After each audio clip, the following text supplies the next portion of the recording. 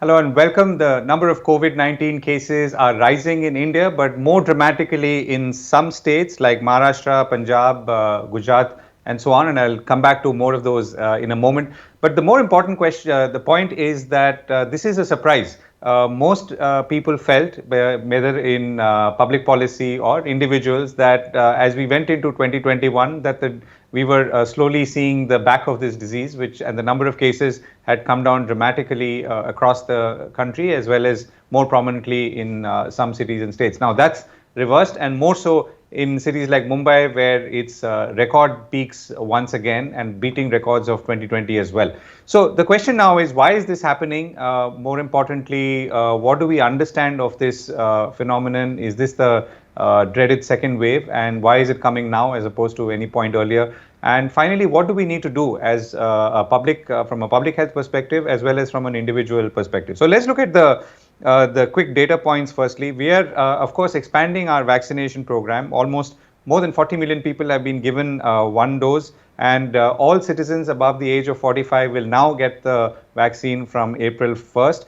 No longer will they have to produce certificates of comorbidity. I'm referring to those above 45. 81% of those new COVID cases, as I referred to, are from 6 states: Maharashtra, Punjab, Gujarat, Chhattisgarh, Karnataka, and Tamil Nadu, as per data from the Ministry of Health. Maharashtra leads in the number of COVID cases. At last count, 28,699 cases per day, 132 deaths. Mumbai city is 3,514 cases, which, like I said, is a record. As cases surge, cities like Mumbai and Delhi have banned a public celebration of Holi. There are tests happening, random tests, rapid antigen tests happening in public areas, and the coronavirus-induced suspension of scheduled international flights has now been extended to April 30th. So, to understand why this is happening and where this is going, more importantly, I'm now joined by, and pleased to be joined by, Dr. K. Srinath Reddy, President of the Public Health Foundation of India. Dr. Reddy is a former head of the Department of Cardiology at the All India Institute of Medical Sciences, and also is an adjunct professor of epidemiology at Harvard. Dr. Reddy, thank you very much for joining us. So, as I have been talking to you through this pandemic and the many peaks that we've seen before, the one thing perhaps that's changed now is that the trajectory, at least since September, has been downwards, and it's suddenly reversed, and reversed pretty late in the day. This is almost like a big surprise at maybe day 5 of a cricket match or a test match, if one can use a light analogy. Why is this happening? Well, it's not the day 5 of a cricket match, that much I can tell you. We're still very much in the middle of a cricket match. In fact, we started playing it as though it's a T20 and the game is over. I think that was the big mistake that we made. It's very clear that by January, the cases had come down after the big rise up to middle of September. And there were several reasons why the case count did come down. But we now know that the laxity that set in at different levels after that, at the level of the individual precautions being abandoned, whether in terms of masks not being worn or not being properly worn, and also in terms of crowding and moving around and celebrating, whether in outdoor places or particularly problematic in closed spaces. That has been a major issue. The resumption of economic activity also has resulted in many more people crowding for longer time in offices, in buses, in factories, and that of course brings together a large number of people together for a long period of time. But even the enforcement on part of authorities has slackened, and that we have seen been the amount of political meetings and elections being held at the block level, at the local body level, at the assembly level, and the rallies being taken and the large political gatherings and the religious gatherings being permitted in large numbers. So the enforcement authority by the authorities has actually slipped to a very low level.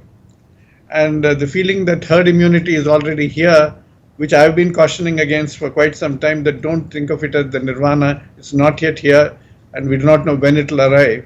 But that feeling took hold of the political class, the industrialists, and even the business, and then percolated into the public. And to some extent, the public health community, some sections of it, who propagated the idea that herd immunity is already here, were also partly responsible for that. But then there comes also the challenge of the mutants.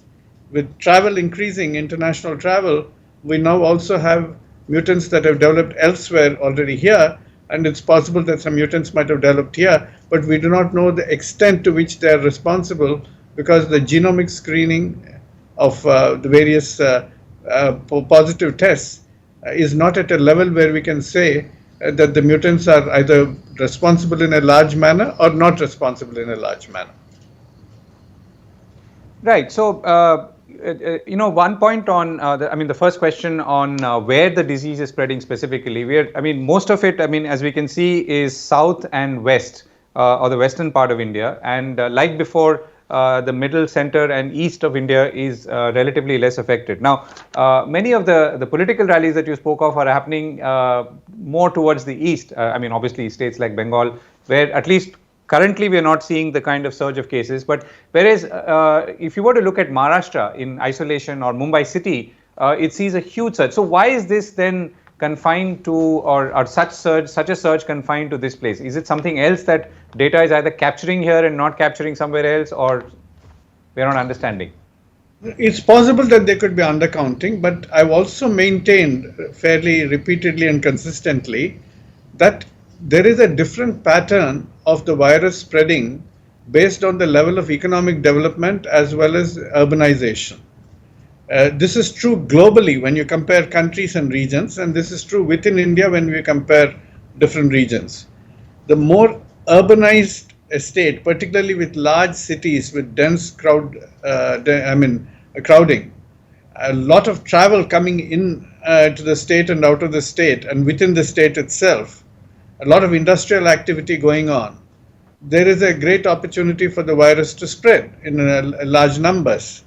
And that's why the states which are much more urbanized and industrialized and have a lot of travel flow are the ones that are likely to suffer more. They did that even last year. Even that happened last year. And that's happening now. It's mostly the south and the west and parts of India, like in the north, like Delhi and others, which are much more that way urbanized and industrialized, right, are seeing it. Whereas the others, which are much more rural, have many less international or even domestic flights and trains coming in, and less of commuting, are the ones which are not seeing that much of a spread.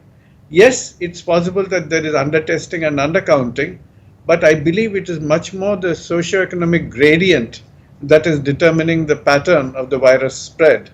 Because the virus travels with people and celebrates with the crowds. Yes, there are more elections happening elsewhere, but even the states in the south and in the west have seen local body elections. They have seen religious festivals.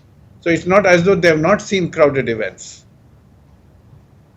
Right. So now, if you look at the wave, or the second wave as we call it, so why is this that this has happened so late? Again, this is a question. When you look at other parts of the world, for various reasons, the spread of the virus seems to be going down. At least the Western world, for instance, where until vaccination took off in a big way, the numbers seem to be rising. So now, is that the factor that arrests or can arrest the spread of the disease, or is it something else? And essentially, if a second wave could happen, then what is it that can, in any way, prepare us for a potential third wave? Well, I don't think it's just the level of vaccination that matters, because if you look at UK and US, they've almost gone into strict controls and again some levels of lockdown in some parts of it. That's despite the fact that they have fairly high levels of vaccination. Yes, Israel is the glorious example of where very high levels of vaccination coupled with public health measures have succeeded. So you cannot just depend only on vaccination. You have to definitely make sure that the public health measures are strictly enforced, because vaccination takes time. Even if you want to vaccinate with 2 doses, it takes about 6 weeks or to 8 weeks for the full immunity to come through. And secondly, there is not yet convincing evidence that vaccination per se with these intramuscular systemic vaccines is going to bring down the transmission rate substantially, because whether the transmission from person to person can be curtailed because of vaccination alone is not yet proven. Most likely it will happen, because if it reduces the sickness and doesn't let a person get very sick, that person is unlikely to be discharging too many viral particles and therefore infecting others is less of a probability. But the fact is, unless you have your public health precautions also very much in place, and then on top of it, you have fairly rapid and extensive vaccination, you're not going to get a quick control. So the countries which are combining both the strategies are the ones that are really succeeding at the moment. If you see UK, they've had to go in for a lot of restrictions now. And in fact, they're finding $7,000 for anybody who travels outside of the country. £7,000. So, in a sense, they're limiting travel, they're limiting meetings, they're also closing down on large number of restaurant-related activities. So, vaccination is one part of it. You raised the idea of a test match. So let me give you an example. When you are facing a huge score total, then you need a good partnership. One person plays very strong defense and holds one end up. The other keeps the rates high through brisk scoring, so that you cut down the vulnerability gap. So you need to hold on to your public health precautions very strongly. At the same time, you need to vaccinate faster so that you are covering both the fronts. Right. Okay. So, in a way, then you're also saying that the virus is still very much within us. And let me put the question in context. There was a feeling, particularly towards the last few months of 2020, that the virus had already swept through the country or large parts of the country, and therefore there was seroprevalence or some degree of herd immunity. So, does the second wave, in some way, suggest that there was no such seroprevalence to start with, or the virus clearly had not swept through as much of the country as we thought it did? See, if you look at what the ICMR did in its national survey of December, January, it ended in early January, they reported a 21% prevalence. We do not even know what the threshold for this virus is. Assuming that by February it was 35%, it would have still fallen short. And then we got that news from Brazil, from Maunas, that with 76% of the people in Maunas testing positive for antibodies, still the virus was sweeping through. There was a huge pandemic going on for a variety of reasons, including a lot of people coming in and out. So we know that firstly, we have no clear idea what the threshold of herd immunity for this virus is. But even if it is 60%, we are nowhere close to that on all of India. And once you permit travel between places in India and within the large cities in a very uncontrolled manner, then you are likely to give the virus a chance. And particularly if you are allowing international travel, the mutants also will come in. So it is not as though we had completely attained a level of immunity that made us totally exempt from the effect of either the circulating wild virus or the newly entering mutant viruses. Right. Now, on mortality, now the mortality numbers are clearly lower this time in this wave, and equally there is some concern about whether mortality is the numbers are even accurate. Particularly if we look at some of the numbers that have been showcased for 2020, cities like Mumbai seem to have seen almost 25,000 more adult deaths than an average of, let's say, previous 5 years. States like Kerala, of course, are showing the reverse, which is less deaths. So what explains all of this, and how is this adding up to, or is it giving us any conclusive understanding or insight on how this virus is behaving? See, every time India reports low mortality figures, people jump up and say there is undercounting. Possibly, yes. To some extent, there will be undercounting. It's happening elsewhere too, but it's possible that it's happening in India. But that doesn't explain the whole picture. It is far easier to undercount cases because of the problems with testing. But it is much more difficult to undercount deaths. And even if you undercount, you are still unlikely to be undercounting by a factor of 5 or 10. You may be undercount by a factor of 2, maybe. So it is not as though we are having a large number of deaths. Now the question is, are we seeing less virulent forms now compared to the past? There is a theoretical reason why that could happen, but there is also another reason why it could happen. The theoretical reason is that usually when the virus has exhausted or nearly exhausted a large number of susceptibles in its first sweep, and the other susceptibles are protecting themselves with masks and taking precautions, it is now finding less number of people to spread to. And therefore, it becomes more infectious in its form, but less Right. virulent because it cannot wipe its own existence out. So then it can start becoming spreading much faster, but causing less of a problem in terms of virulence. And once we have given it an opportunity now to also travel fast because of our own laxity, it utilizes that window very clearly. But the other reason why we could be actually seeing less of a fatality is also the health system effect. The health system effect itself is that we are much better prepared now. We know Right. that everybody doesn't require a ventilator, that proning helps, oxygen helps, home care helps.